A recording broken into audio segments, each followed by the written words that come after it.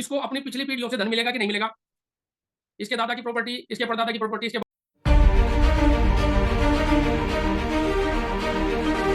और दुख, ये प्रथम भाव से हम देखते हैं। अगर प्रथम भाव हमारा कभी भी किसी भी सूरत में पीड़ित हो जाता है, अगर प्रथम भाव हमारा पीड़ित हो जाता है तो उस व्यक्ति के शरीर में अंग भंग योग बनता है।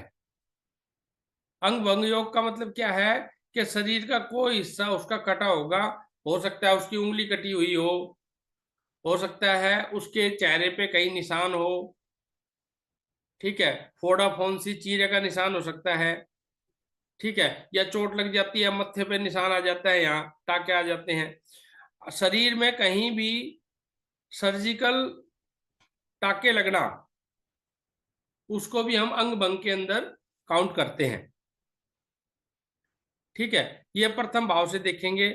आपकी हाइट कितनी है ये प्रथम भाव बताएगा, आपका रंग कैसा है ये प्रथम भाव बताएगा, ठीक है। ये सारी चीज हम प्रथम भाव से देखते हैं। अब आ जाते हैं दूसरे भाव के ऊपर। दूसरे भाव से क्या देखेंगे हम, दूसरे भाव से देखेंगे धन, वाणी, ठीक है। अच्छा, धन भी कई प्रकार के होते हैं। धन कई प्रकार का मतलब क्या है कि एक आदमी कमा रहा है वो उसका धन है, एक आदमी की बहुत सुंदर वाणी है वो उसका धन है, एक आदमी किसी कार्य के अंदर मास्टर है, वो उसकी कार्य कुशलता है वो उसका धन है। तो इससे हम किस धन को देखेंगे, इससे हम देखेंगे संचित धन को, कि ये जो कैंडिडेट है इसको अपनी पिछली पीढ़ियों से धन मिलेगा कि नहीं मिलेगा, इसके दादा की प्रॉपर्टी, इसके परदादा की प्रॉपर्टी, इसके बाप की प्रॉपर्टी इसको मिलेगी कि नहीं मिलेगी, और ये अपनी दोबारा जोड़े गए धन को अपनी आने वाली संतानों को देके जाएगा कि नहीं देके जाएगा, ये हम दूसरे भाव से देखते हैं। दूसरा दूसरा भाव जो है वो वाणी का कारक है। अगर दूसरे घर के ऊपर शनि की दृष्टि होगी या शनि महाराज विराजमान होंगे, अगर शनि महाराज विराजमान होंगे तो वो न्याय प्रिय कटुवाचक होगा। न्याय प्रिय कटुवाचक का मतलब समझ गए, किसकी समझ में आया किसकी समझ में नहीं आई ये बात। न्याय प्रिय कटुवाचक का मतलब ये होता है वो न्याय की बातें बोलेगा, वो वाणी चाहे उसकी कितनी भी कड़वी हो और सामने वाला उस बात का कितना भी बुरा मान जाए, उसकी सेहत में कोई फर्क नहीं। न्याय प्रिय कटुवाचक होगा अगर शनि विराजमान है। अगर शनि की दृष्टि है तो भी कटुवाणी होगी, और अगर यहाँ पे राहु की दृष्टि है या राहु विराजमान है तो वो आदमी वाणी के द्वारा अपना कार्य सिद्ध करने में महारत हासिल होती है उनको।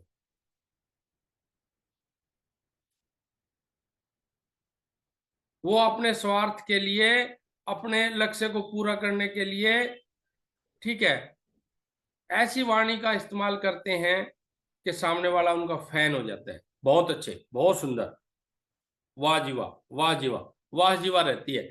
लेकिन उस वाणी के पीछे छल होता है, ठीक है। इस घर के अंदर ग्रहण दोष बन जाए, यानी कि सूर्य और राहु साथ में हो, या ये मान लें कि चंद्रमा और राहु साथ में हो, ठीक है, तो वाणी चापलूसी के द्वारा अपने कार्य को सिद्ध करने में महारत उसको हासिल होती है, और वो जितनी मीठी वाणी के साथ अपने कार्य को पूर्ण करता है, कार्य निकलने के बाद उतना ही कटुवाचक बन जाता है। हम ये कह सकते हैं कि उसका रंग गिरगिट के रंग से भी जल्दी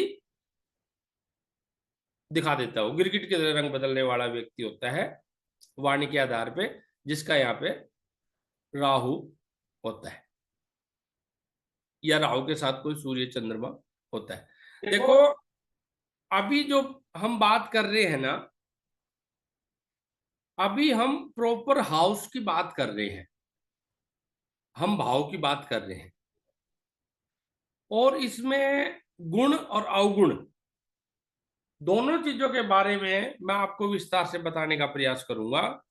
अगर किसी भी की कुंडली में ऐसी स्थिति हो, तो मेरे द्वारा बोली गई वाणी से वो बुरा न माने, कारण और ग्रहों की स्थिति भी इसके ऊपर आधारित होगी।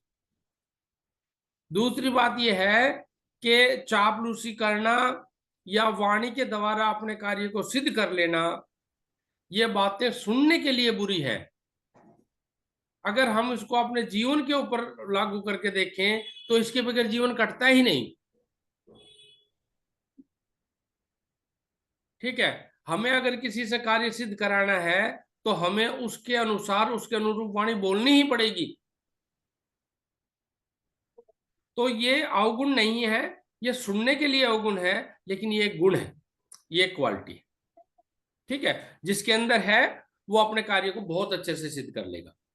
ठीक है जी। अब हम आ जाते हैं तीसरे भाव के ऊपर। तीसरा भाव क्या है? तीसरा भाव पराक्रम का है। ठीक है, तीसरा भाव जो है, तीसरा भाव संघर्ष का है। तीसरा भाव क्या है? तीसरा भाव हमारे छोटे बड़े भाई बहनों का है। ठीक है, तीसरा भाव क्या है? तीसरा भाव हमारे अनवांटेड एफर्ट्स का है।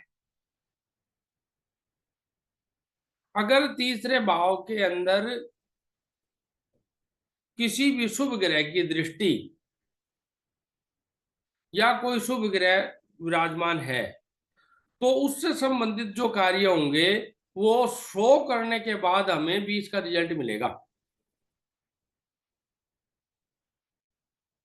और अगर यहाँ पे क्रूर ग्रह विराजमान होते हैं या शनि राहु केतु विराजमान होते हैं, ठीक है, तो वो आदमी बहुत ही ज्यादा पराक्रमी होगा।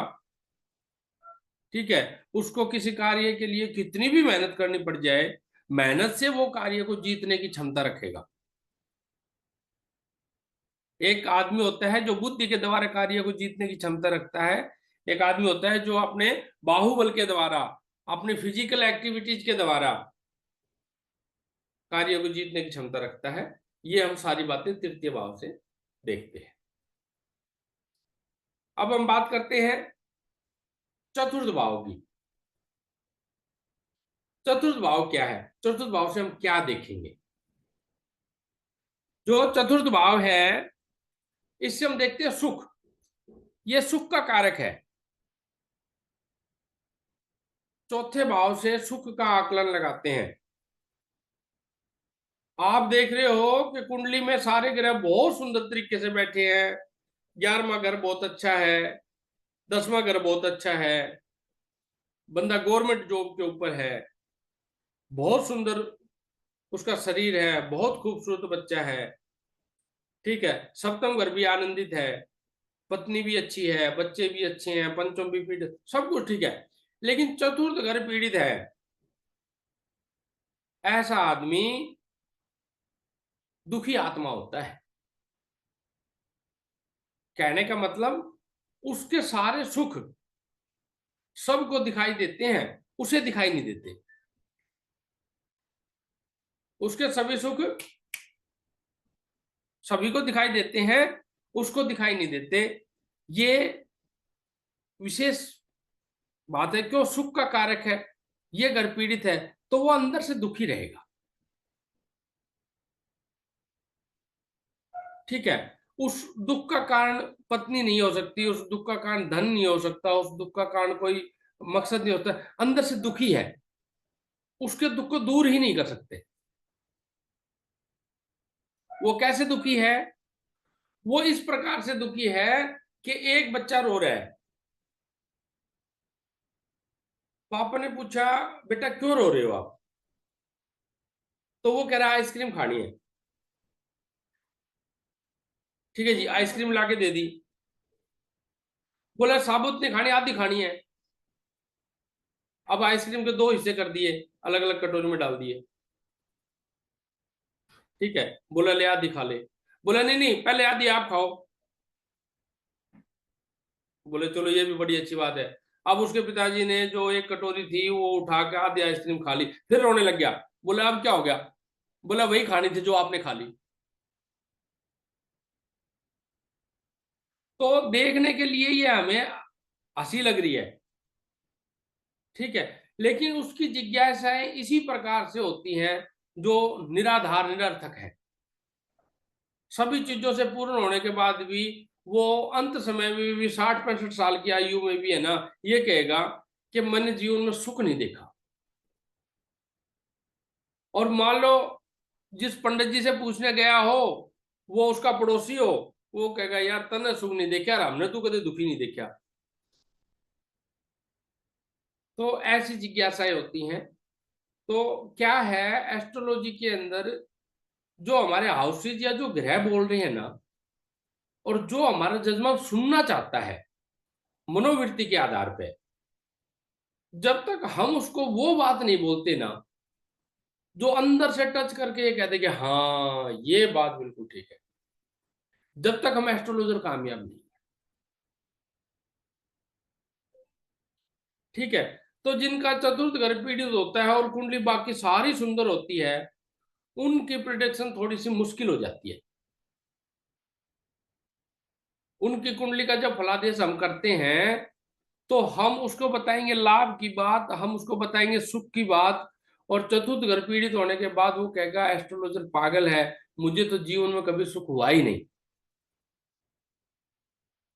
तो इस बात को समझने की बहुत ज्यादा हमें आवश्यकता है कि हमारे चतुर्थ जो हाउस है उसकी क्या पोजीशन है, उसके आधार पे हम सामने वाले को प्रिडिक्शन करें। तो हमने चौथे घर की बात करा, तो चौथे घर से क्या देखना है? सुख।